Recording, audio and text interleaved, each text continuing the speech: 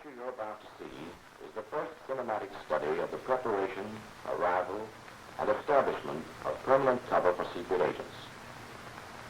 We're fortunate in having with us for this occasion Colonel Robinson, Chief of Schools and Training. Colonel, before we start the picture, perhaps you wouldn't mind saying a few words. All right, Lieutenant. I will make this short because I know that you are all just as anxious to see this movie as I am. I wish that it were possible for me to meet all of you men personally. But since it isn't, I'll take this opportunity to say hello and to tell you that I'm glad you're with us. Many of you are going to desks in this country or to assignments in neutral countries where you may not be faced with the problems portrayed in this film. But if this brings you just a little closer to those men who are going into the hottest spots, I hope that it will help you to do a better job. This picture does not presume to give you all of the answers, of course. I do think, however, that it will provide a foundation on which to do your own building. For after all, no war service provides a greater scope for individual initiative and imagination than this job for which you have volunteered. All right, Lieutenant, take it away. Thank you, Colonel. Okay, now, let it go.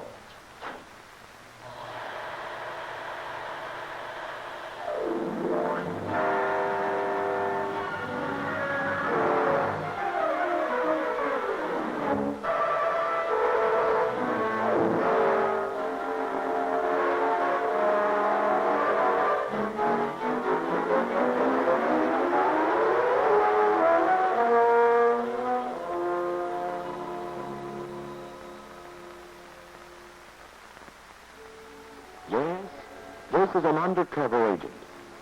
At least the popular conception of how such a fellow looks and behaves. He is inconspicuous. He blends with his environment. He is, in short, the ideal agent from the enemy's point of view. He's just the kind of agent the enemy is waiting for with open arms. And for that reason, just the kind of agent you aren't going to be.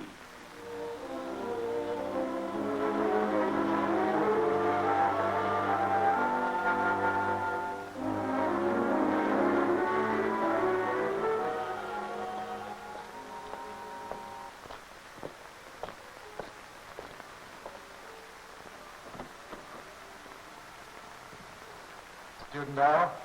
Right. You seem to have made a good impression at the schools. Nice work. Thank you, sir. Pull up a chair. Cigarette? Thanks. I think you were told something about your assignment before you went to E, weren't you, Al? Yes, to obtain intelligence on aviation production and the position of vital targets in the capital district of enemy areas. Correct. You have to set up an intelligence organization which will gather information for an SO operation. Are you set on your cover? Not definitely. I've narrowed it down to two, either a government inspector or a chief mechanic. Government inspector. Better for a native agent than a planted one.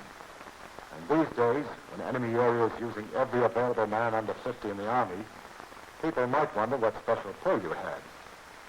Anything that makes people ask questions, even innocent ones, is bad cover. Then you think the mechanic's the better bet? If you're a good mechanic. You know nothing will blow you quicker than not knowing your job. Well, I put in 7 years with General Motors, and with a little brushing up, I think I'd be all right. Mechanic in an airplane plant near the capital. That might be the ticket. We know they need good mechanics so badly now that it might not take you too long to establish good permanent cover. Now, if I could get a job on a night shift, I'd have plenty of time to devote to my hobby during the day. Good. I like the way you're thinking. Now go to work. The background's familiar to you. You'll be able to get the latest material at the farm. The most recent laws and local restrictions, even the latest slang our intelligence has picked up. Fine. I've already made up a list of things to check off. Good. If there's anything you don't get that you think you need, doors are always open. And by the way, I'll get right to work on those financial details for you. Hope to have that insurance for your family pushed through before you leave. That's very kind of you. No, it's not kind. It's my job to do everything I can to help you think about nothing but your job. Well, I'll let you know when I'm ready. Right.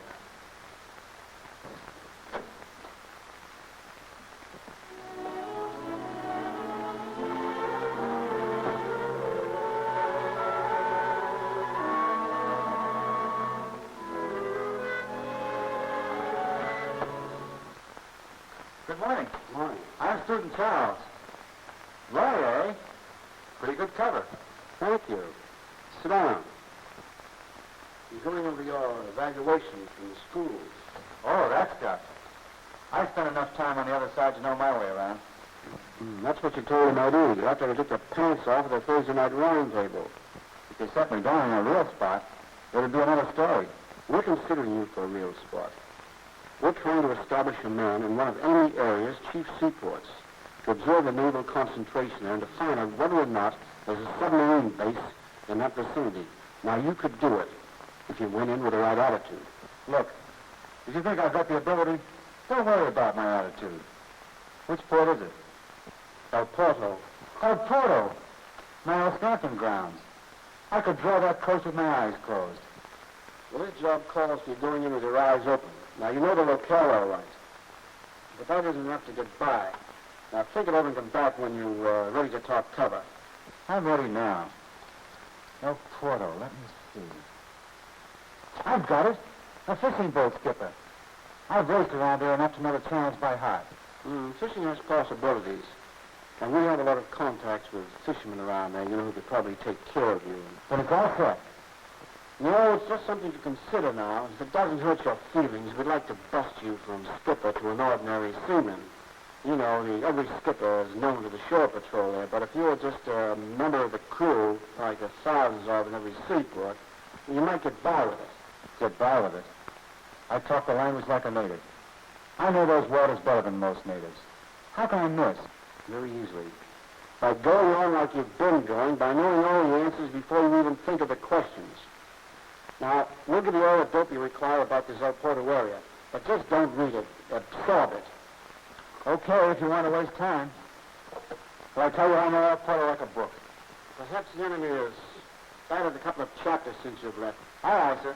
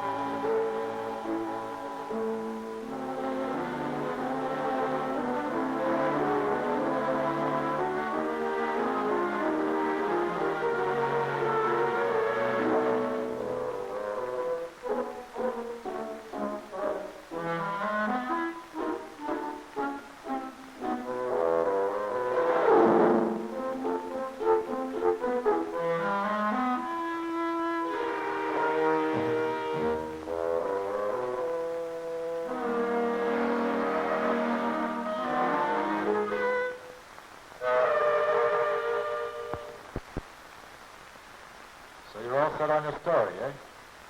Well, I'd like to try it out on you. All right. Shoot. Let's see how closely it conforms to your own life. And don't forget, I'll be watching for errors as closely as an enemy police officer. Here it is. My name is Albert Horn. Both my parents were born in enemy area and had lived in Detroit for 5 years when I was born there in 1903. I was in Detroit until 1913 when my mother died. And I was sent back to live with my aunt and uncle in the capital of enemy area. I graduated from the gymnasium in 1920 and went to work in my uncle's bicycle shop. In 1924, I went back to Detroit and worked as an apprentice in the Ford plant. In 1926, I transferred to General Motors, where I worked as a machinist until 1931. From 1931, I was on relief until 1936, when I went back to my old job at General Motors. Just before my home country went into the war, I felt it was my duty to return there and serve in any way I could. Arriving there on the U.S. tourist passport, I volunteered with the engineers. And then, after a year and 3 months in the Army, I'm discharged with a bad back. Ever had a bad back? No, but I thought I could fake it. Never say anything you can't prove. Why not make it sciatica? That's one ailment the best doctor in the world can't prove you haven't got. Okay, sciatica. I convalesced for a short time in the country at a friend's house. That will be the farmhouse you're taken to by the reception committee. And then when I'm directed to find employment in an aircraft factory because of my technical experience, I come to the capital and make arrangements for an interview with the superintendent of the Falcon plant. Sounds all right, Al. That story ought to stand up.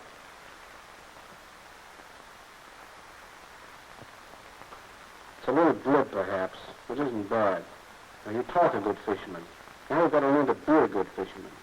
The next thing in the agenda is a couple of weeks with a commercial fisherman on the Grand Banks. Well, I think enough of fish on the other side without having to get a 2-week start. Oh, it isn't a question of stinking like a fisherman. Oh, that's important, too. You've got to know the ropes. Literally, I mean. But I'm a fisherman from way back. I landed the biggest sailfish ever caught in Mexican waters back in '33. 189 pounds. You can look it up in the record book. I'd rather read the records in your hands. Look at your palms. Oh, good canvases. Only a couple of weeks of salt water and hard rope will really get you in shape. Well, I've got to have some relaxation. After all, I'm not going abroad for my health. And it's my neck. Well, that's where you're wrong. Once you join our team, it isn't a question of your own neck anymore. Those brains of yours are a vital connection point in our system of intelligence. When one fuse is blown, the lights go out all over the house. So, we're just as interested in safeguarding that neck of yours as you are.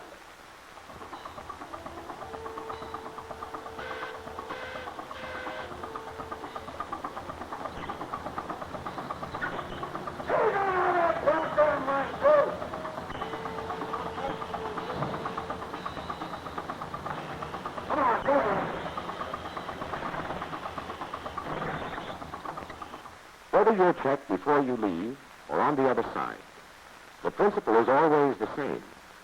The most unimportant detail may be the most important. When you get your hair cut, be sure it's enemy area style. The hands must look as if they've done the work. Every scar must conform with your cover story. Clothes may not necessarily make the agent, but they surely break the agent if they aren't checked and rechecked. That's an enemy area cut, all right, but it's too expensive for a mechanic. Well, that's the type of coat you would wear, but there aren't any left.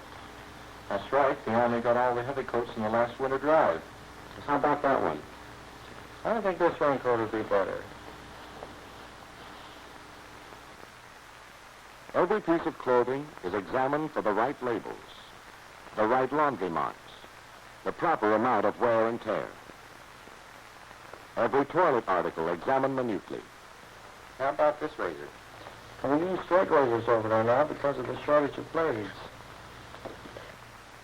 Even if your papers have been forged by experts from the most recent enemy area documents, proof them yourselves. Just a minute. This only discharge reads Alfred home. Everything else is Albert home. That's all right, Al. Just want to see if you're on the ball. You don't have to worry about the rest of those papers. Even the text and watermarks have been duplicated.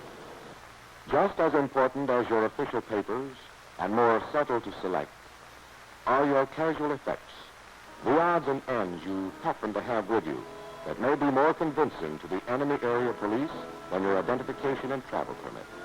The stickers on your suitcase, a handful of cigarettes, a train stub, an old address book, a letter addressed to you as a private in the Army from a girl in the town you're going to, and a snapshot of her with you in an enemy area uniform. Details, each one a thread woven into the pattern of your cover story. How many cases of blown cover you studied were due to neglect of some insignificant detail of cover that didn't seem worth checking a second time?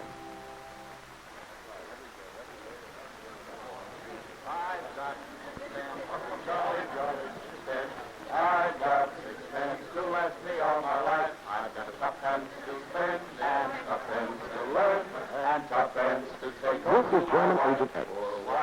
He landed in Canada from a submarine 2 days ago. So far, he's doing all right for himself. His landlady believes he's a war worker from out west in British Columbia. This afternoon, his forged papers and his convincing lying got him a job in an aluminum plant. No wonder he feels like joining in the singing. On the silvery moon, happy is the day when we line up for our pay as we go rolling, rolling home. Say, that's not bad. Come on over and join us, will you? Thanks. Don't mind if I do. I've got 4 pence, jolly, jolly 4 pence. I've got 4 pence to last me all my life. I've got 2 pence to spend and 2 pence to lend, and no pence to send home to my wife, a poor wife. No cares. That's very good. Well, so I have no beer. Thanks, but it's getting late. I better be going. Oh, don't be a killjoy. We're just beginning to wet our whistles. I'd like to have another drink with you boys, but I got to be on the job at the crack of dawn. Good night, fellas. Oh, we'll see you again. Go on. What's the damage? That'll be $1.86. That's easy. Keep the change. Thanks. Come again. Right up. Hey, will you look at this? What do you got there, Peg? Now, those old bills the government called in before the war. Gee, I haven't seen one of these big fellas in a long time. Now, where the devil do you suppose you got this? Yes, Agent X was doing all right for himself until he passed an obsolete bill, 1/3 larger than the present issue.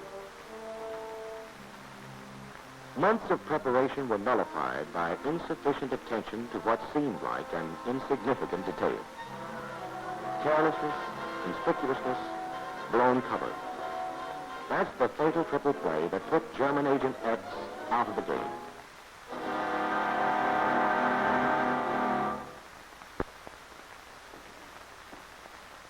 Agent Y was a smooth operator, a Spanish phalangist who had turned in a good job for the Nazis in Mexico before moving on to Los Angeles to incite Mexican youths against other Americans and recruit the keenest of them into an espionage organization. He has not been in Los Angeles long, but long enough to win friends and influence zoot suitors. Come on, kids. I got paid today. For another shot. Brother, this tequila is murder. What the hell? The Army's getting you next week anyway. What have you got to lose? Just a stomach, that's all. Hey, muchacho. Ándale, another round. Another round? Are you kidding? You know what time it is? A las 12. The bar is closed. Here's a buck for yourself. Maybe that'll help keep the bar open for one more round. Say, you're really a killer, aren't you? Killer? What do you mean calling me a killer? Killer. Trying to find me off for a lousy buck. When the state commission finds me far hunted for selling after hours. Oh, I see. Killer. That's an expression you use, eh? Say, how long you been in L.A.? Oh, I don't know, 3 or 4 years. Where'd you live before that, Juanito? San Bernardino. Come on, let's get out. What's the nickname for San Bernardino? What is this, a 3rd degree? Since when do customers have to answer questions by stupid waiters? Hola, muchachos.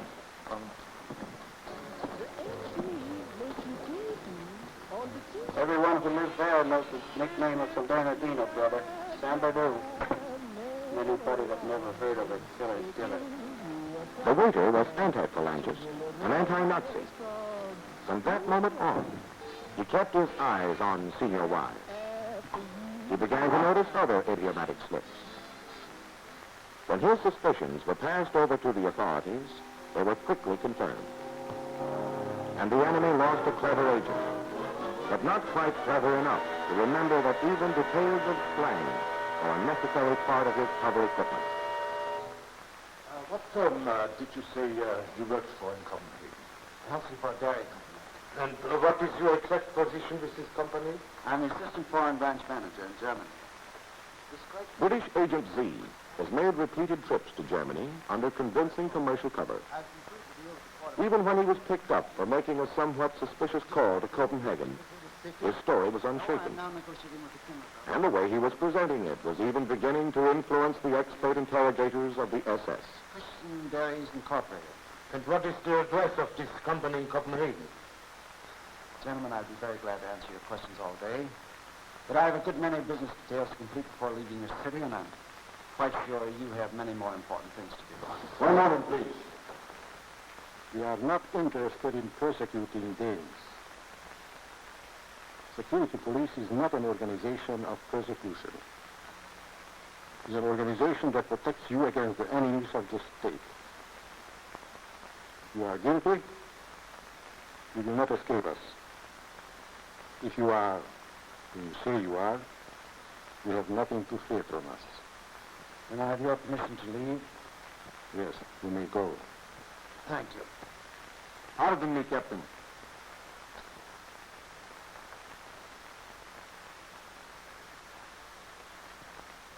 You see, hair grease. If my memory is correct, there has been no hair grease on the continent since the end of 1940. Preposterous. Quiet. Have a sample of this hair grease. Analyzed immediately. You will be kept in solitary confinement, pending the report from the laboratory. Come along.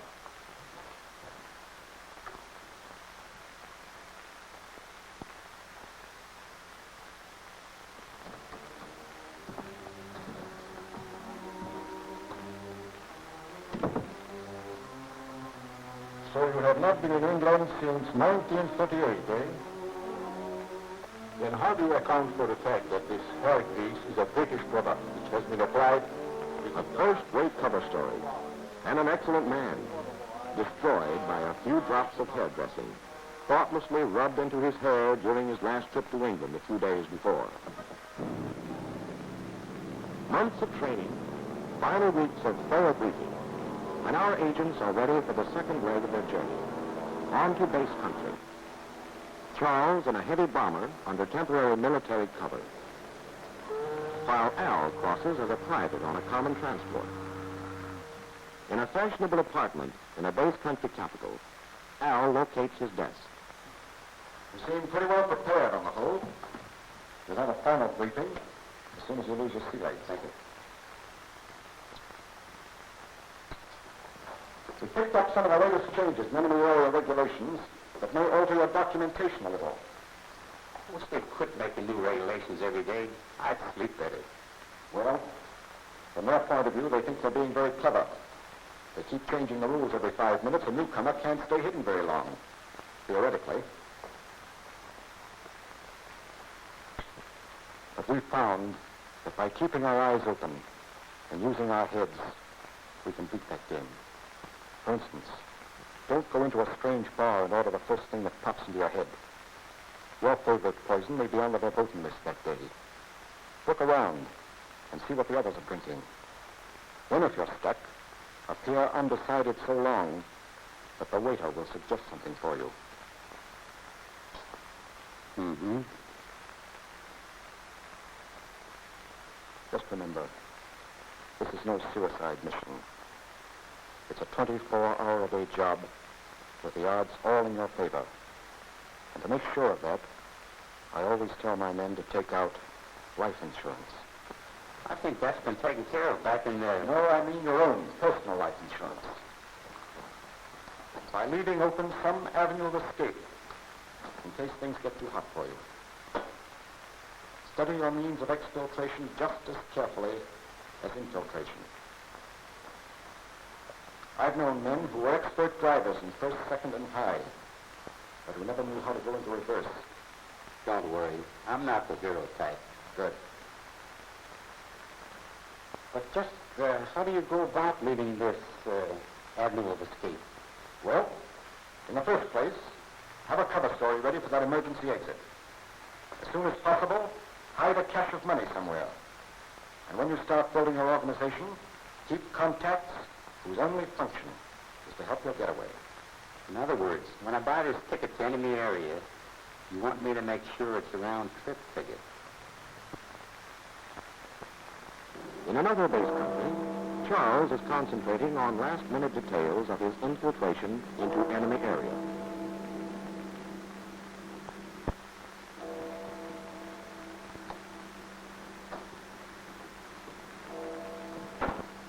What's your name?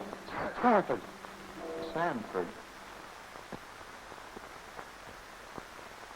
It's a good thing I'm just your base country desk, not an enemy area plainclothesman. From now on, your name's Charles Santos. The next time you give your right name, you may find your interrogator just a little less cooperative. Christ, this is a hell of a way. Listen, there's less chance of having your sleep interrupted later on if you get to know your new name better than your old. Oh, it's practically second nature with me now. It's just that Tomorrow, you'd better concentrate on nothing but that name. Drink it. Eat it. Walk around with it until you know it well enough to come up with it out of a sound sleep. Okay.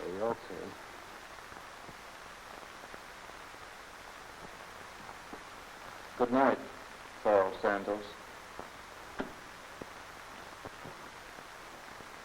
Now, there are 3 or 4 different ways we can send agents into enemy area. We can go overland, either overtly, under good legal cover, or covertly, sneaking across the border with the help of the underground.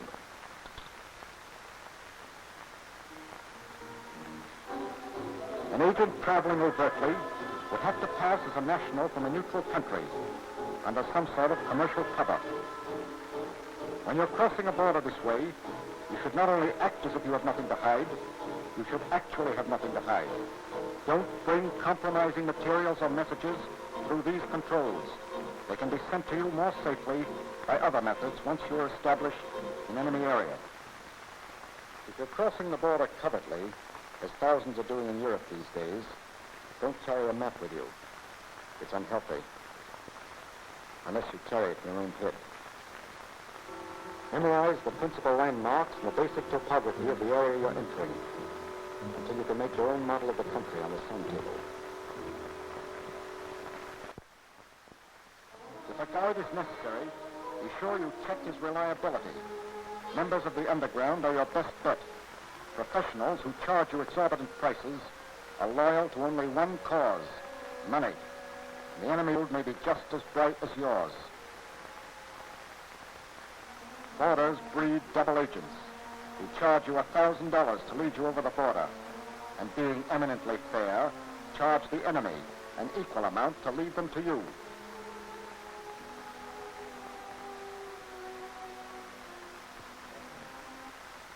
If you're worried about doubling back on yourself, use your ingenuity in fashioning an impromptu chart of your course, camouflaged as harmless doodling.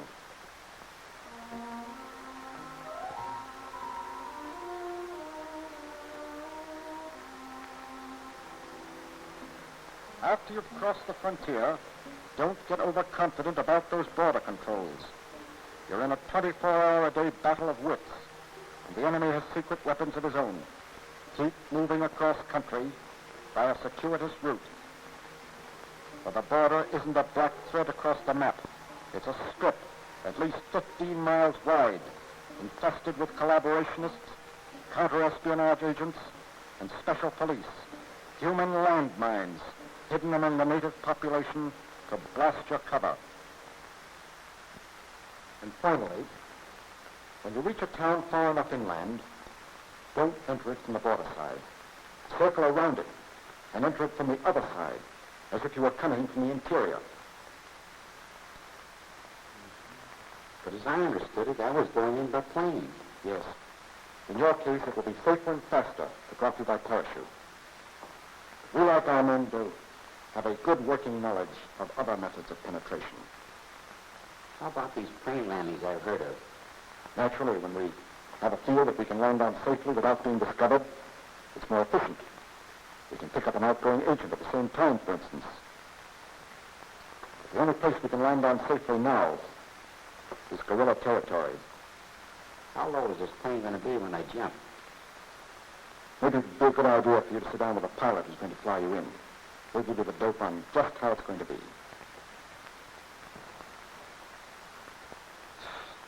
And another thing, we never set a date until we're damn sure we found the right dropping point. Like this one we picked out for you, for instance. It's just about perfect. It's a level grassy space large enough to allow for adverse wind conditions. And it's far enough removed from trees and telegraph wires so that daylight won't find you hanging out there like an ornament on a Christmas tree.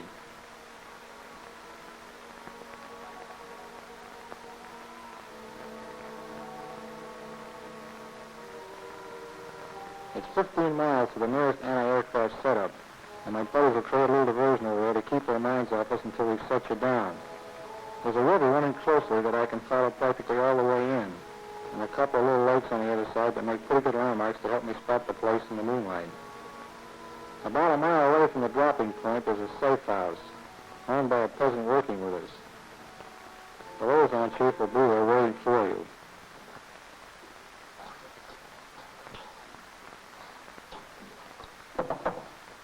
Everything's on schedule. How soon will they be here? 33 minutes. Take the radio out in bed, man.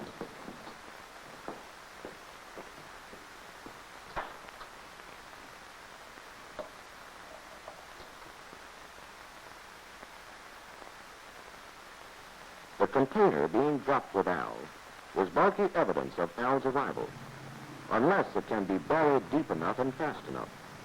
For empty containers, buried instantly, tell no tales.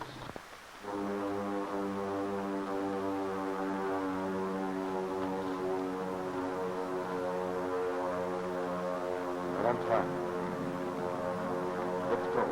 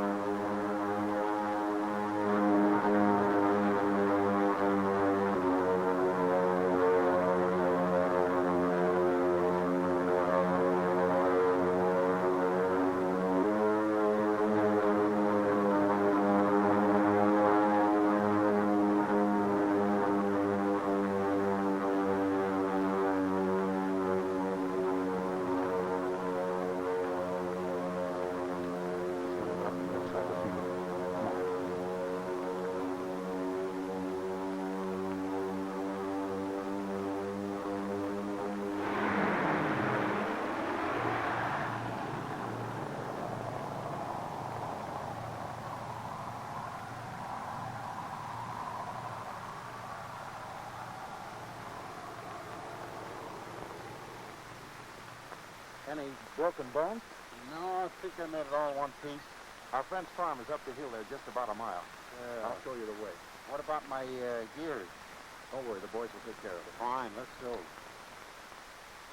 While Al enjoys a much-needed rest, Charles employs another method of infiltration in reaching enemy area coast. A neutral fishing schooner and itinerant fisherman, both familiar sights to this waterfront town, provide the most natural sort of cover for Charles' arrival. Can you pick him out? No? I'm afraid the enemy area shore patrol could. What's that stroke of yours, Charles? Look around at the others. Short, jerky strokes. Not the most graceful in the world, but better adapted to choppy surfs and heavy boats. Now look at yours. Long, sweeping strokes. What do you think you are, Charlie? Back in the dear old Harvard shell? Yes, just a detail. But the kind of detail the enemy shore patrol is watching for.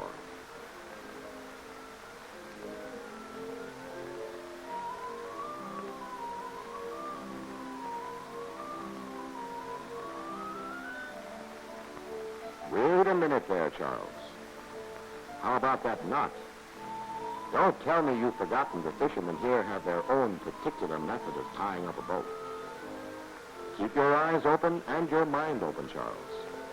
Otherwise, you're liable to tie that knot around your own neck.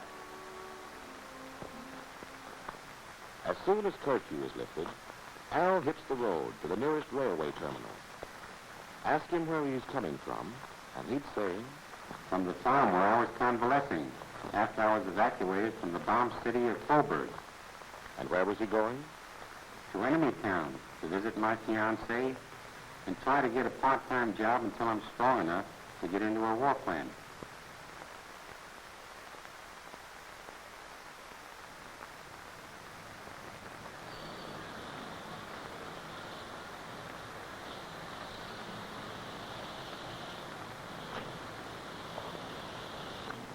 Oh, boy. Maybe I can get a hitch to the station. Wait a minute, Al. What did they tell you about cars in enemy area? 9 out of 10 are state officials. Just the boys who might ask embarrassing questions. Better hoof it, brother. It's better to find a hole in your shoe than a hole in your cover.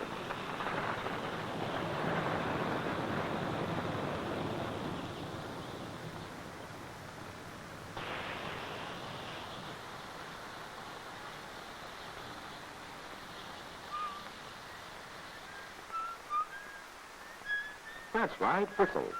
Be as natural as you can. For just a second. What's that you're whistling? Wait till the sun shines, Nellie? That's better. A Viennese waltz. They weren't kidding when they told you at the schools that this was a 24-hour-a-day job. Even what you whistle has to conform to cover.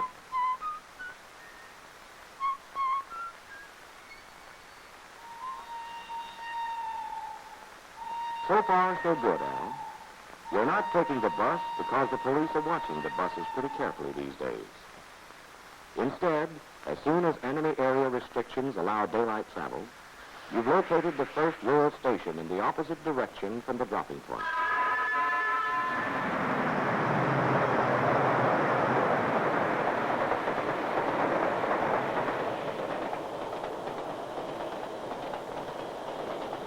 Travel permit.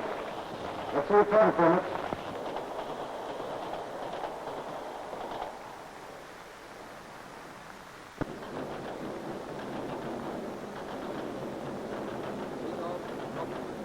That's it, Al. Sit back and take this snap control in stride. You've left all compromising material behind to be sent to you later at a previously arranged address. And you know your temporary cover story for this trip holds water because you tested it for leaks at the farmhouse last night.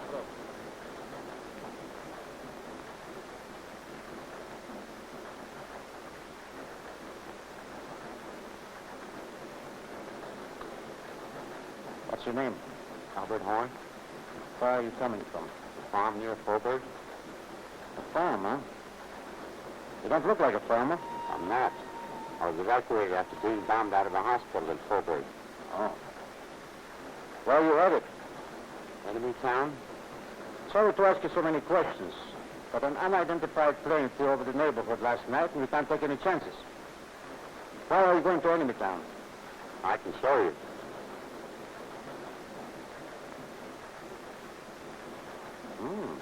Not bad. My fiancée. I wouldn't mind going to Enemy Town for that myself. Oh, it's my patriotic duty. Patriotic duty, huh? I wish all our patriotic duties could be so pleasant.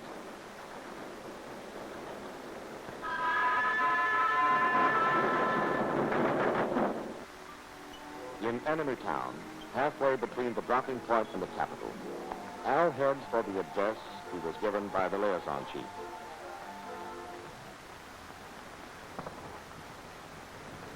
Mr. Duran? Yes? Someone told me you were looking for an assistant. An assistant? I could use an assistant.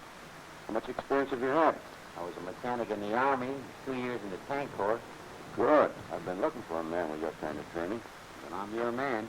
Got your work clothes with you? Right here in my bag. Good. Come on inside and I'll start you right to work. Thank you, sir.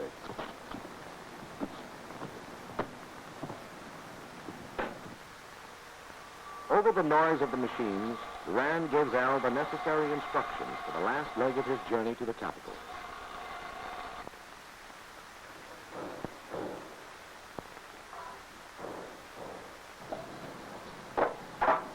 No, not like that. You're throwing away too much.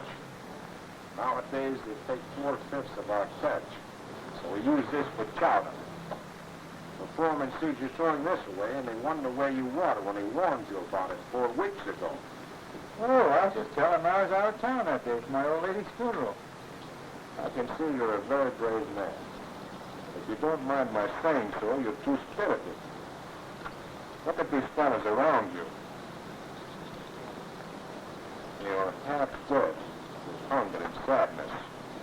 You must work twice as hard for half as much. Their sons are taken away from them, and their children die. Their will to live is very weak. Only men like us are not broken yet, but we must appear beaten too, so as not to stand out from the others. Remember the agent's first commandment, Charles. Don't be conspicuous. Good cover doesn't come automatically with the right clothes. You must put on a new attitude, a new disposition, to fit those foul-smelling baggy pants and the old boots. The best cover story in the world won't protect you if you cannot live that cover.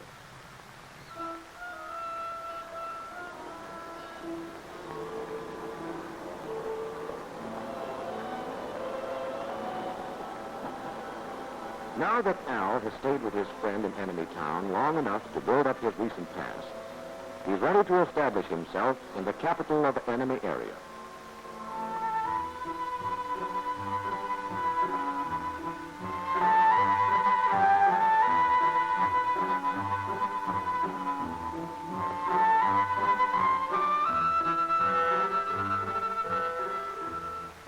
There it is. Big city. Where do I go from here? Geez, I better look like I know where I'm going. Provisional quarters. What did they tell me about this back in the schools? Provisional quarters.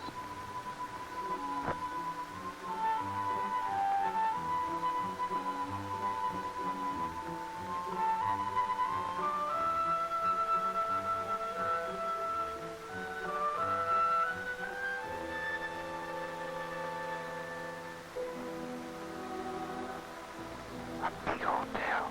How about that? Lots of people. Easy to lose myself in there. Full of loose dog. Might get a chance to pick up a little info. But remember what we told you, Al. That's why informers like them, too. That's why the desk clerks, the maids, the waiters, and the bellboys are all on the payroll of the secret police. And how about conformity to cover? What's a mechanic doing at the best hotel?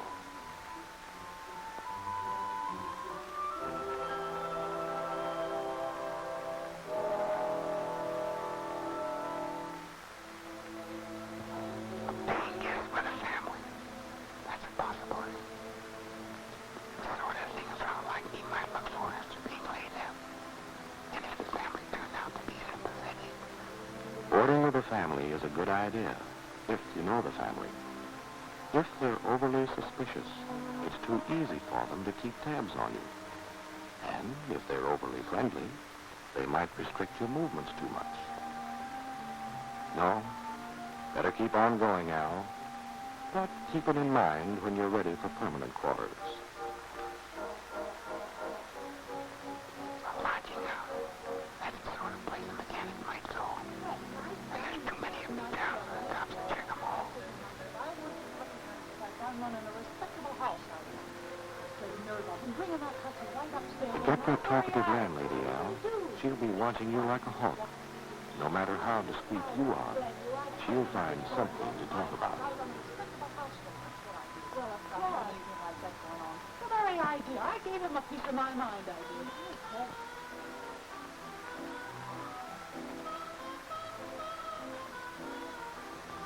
Now here's an idea. A streetwalker in the park. The most natural thing in the world. No register. No questions asked.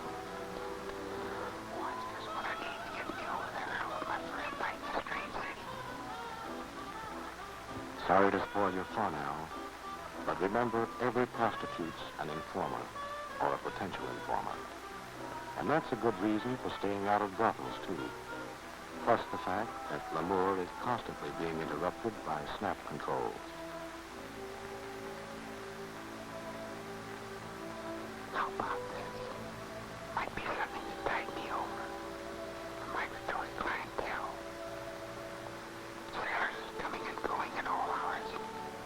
Would give me lots of freedom of movement.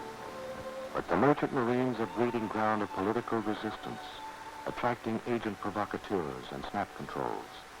And again, conformity to cover. Would a respectable craftsman pick a dive like this?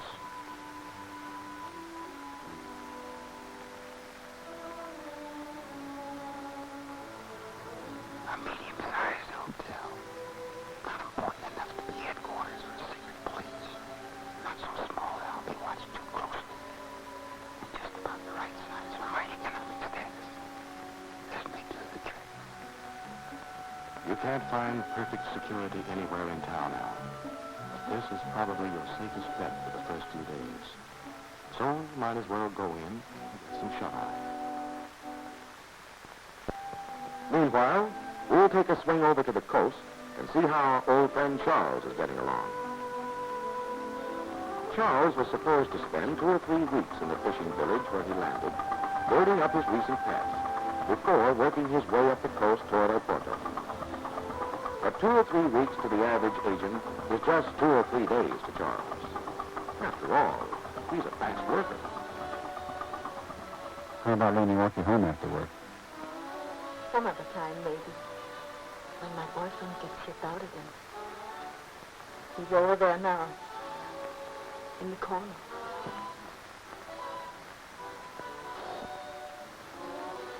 He gets sort of jealous sometimes. Submarine, eh? Well, what does he look like? This is kind of a hangout for them, isn't it? You better drink your beer. All right, all right. Any idea how soon you'll be shipping out again? Say, for a fisherman, you ask an awful lot of questions. Tell the truth now. You wouldn't like me to sit around here like a clam. No, I guess not.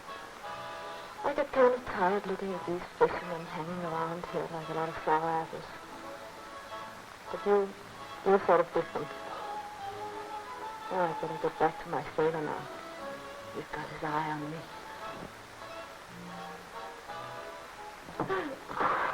That's all right. You keep the change. Hey, what do you catch out there, ghosted? Here you are, Rudy. Another beer. No, it's all right. It's paid for. Out of that tip that fisherman left me. Sure, Barry. What's a fisherman doing throwing his money around? Probably another one of those black market bugs. I don't know. He seemed honest enough. And he really is an interesting fellow. Interesting. You must have drunk too much of your own beer. All these stupid fishermen are the same. Not this one. He seems a lot smarter than the others. Well, he better not get smart with you.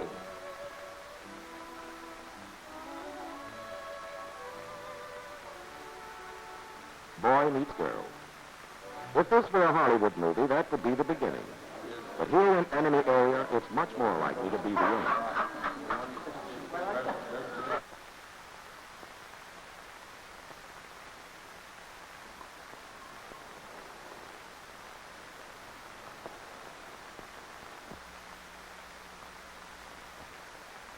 What's the matter, Al?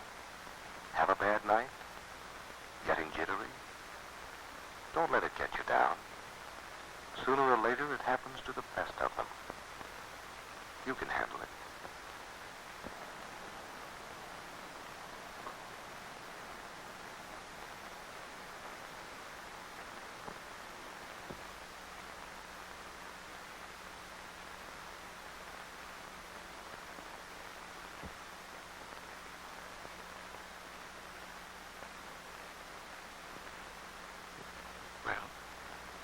Why don't you start doing something about it?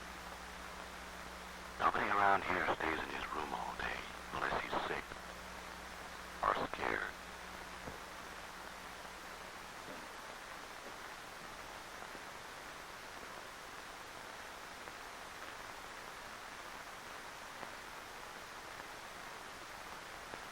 Looks okay.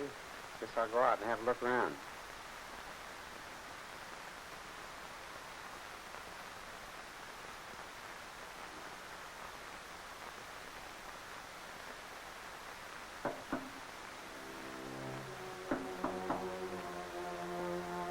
Go ahead, answer it. It's probably nothing but the maid. Keep her waiting, and you start talking. Come in. Good morning, sir. May I clean your room now? Oh, why, sure. Just getting ready to go out. Oh, it was a little better last night, wasn't it, sir? But I hear they knocked out a barbarian factory on the outskirts. Oh, that's a shame. Yes, the way things are going, they'll lead every man in the country now. Do you work here in town, sir? Well, I got a job at the Falcon plant. The Falcon plant? Oh, that's where my cousin works. What department are you in? I mean, I got an appointment for a job at the Falcon plant. Well, good for you. I hear they're taking on a lot of men these days. See, it's quite a bus ride out there. I better be going. Well, good luck to you, sir. Thank you.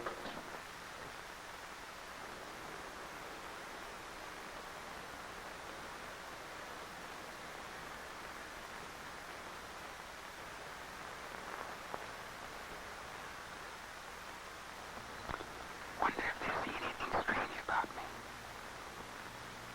You see the policeman? My God, I think he's going to stop me. Don't get jittery, Al. Remember what we told you. If something frightens you, don't run away from it. Turn and meet it. Easy does it now. Pardon me, officer. Do you have the right time? 10:35. Thank you very much.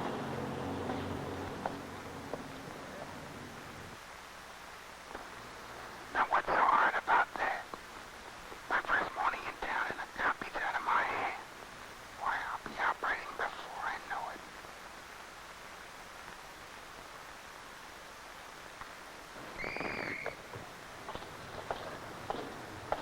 Don't you know you shouldn't throw things in the street? I'm sorry, sir. I guess I forgot. Forgot? With signs all over town warning you against it? Let me see your identification card.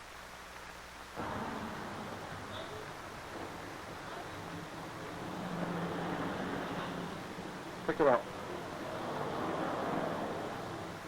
In future, observe the regulations. Yes, sir.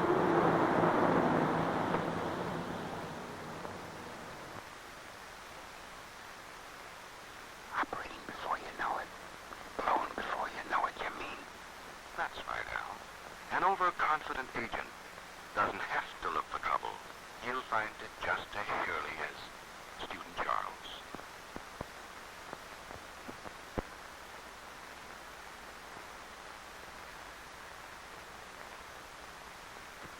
All set to make sensational disclosures.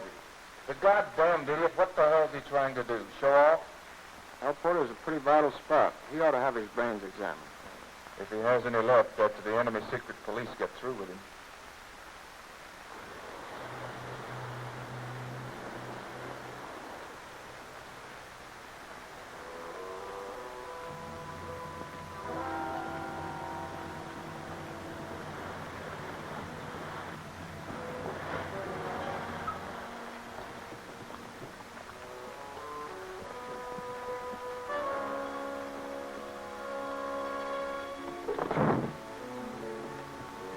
Who's there?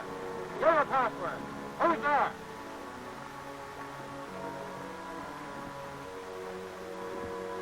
Halt!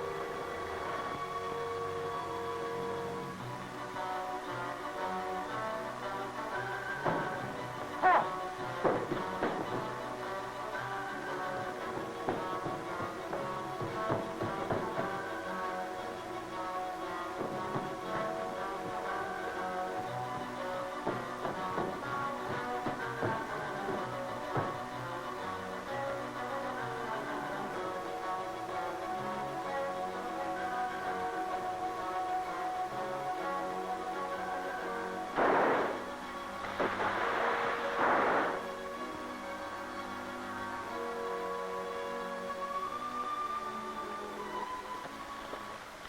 Let's see. Weren't you the fellow who didn't have to study up because he knew the spot by heart? You got courage, initiative, and were tempted to say, water on the brain. Look at you, soaking wet, out of breath, in danger of your life. If you were a good agent, instead of just a daring one, you'd be home in bed like any other respectable member of enemy area society. Well, your papers seem to be in order. Like any other respectable member of enemy area society, Al gets a war production job. Report to the East Gate on the night shift. Thank you, sir. Moves in with a private family. Makes friends with his fellow workers. Attends the government labor rallies. You skipped it. Listens faithfully to all official broadcasts. Receives praise from the foreman as a conscientious workman. Takes a stroll through the park on his way to his job on the night shift. Like any other respectable member of enemy area society.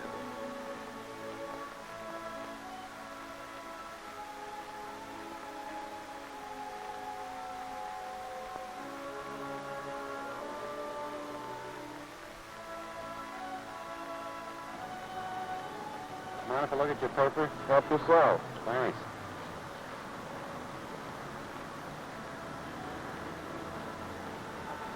Say, I see we shot down 12 more bombers last night. Yeah, the situation seems to be improving. I hope so. These last few weeks have been pretty tough. Yeah.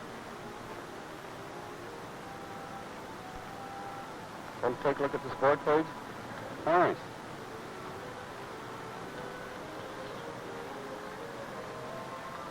Say, the champion's going to try to make a comeback after all.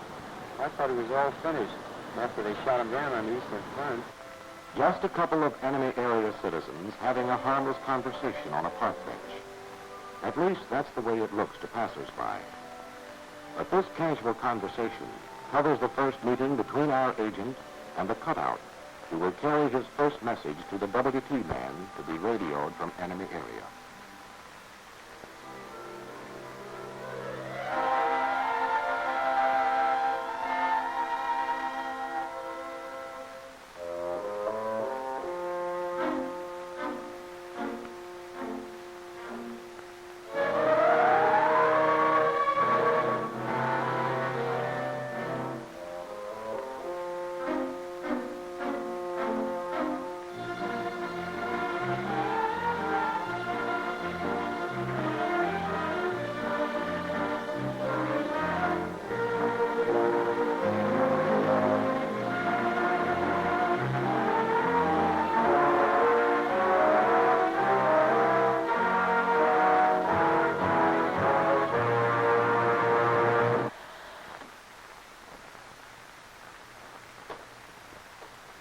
Well, that's it. It may not make super agents out of any of you, but we thought it might stimulate some interesting discussion.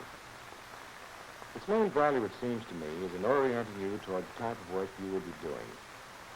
As Colonel Robinson has told you, it is not an attempt to teach specific techniques, but merely to present in a little more realistic form the basic concepts and general principles which apply to all undercover and semi-cover activities, even in neutral countries or in the Far East, where specific techniques would differ greatly from those portrayed here. Of course, very few of you will ever be given missions like the ones Al and Charlie had to tackle. Most of you will be recruiting, training, or handling agents, or performing those routine service jobs for OSS that seem to have so little connection with our agents in enemy-occupied territory. But every single job, from camp cook to jump master, is a part of the lifeline connecting the agent in the field with his home office. No matter how removed your job may seem, the degree of your conscientiousness in maintaining security can be the difference between success or failure in the field thousands of miles away. And if this picture has shortened the distance between you and the man at the end of the line, it is serving a valuable purpose.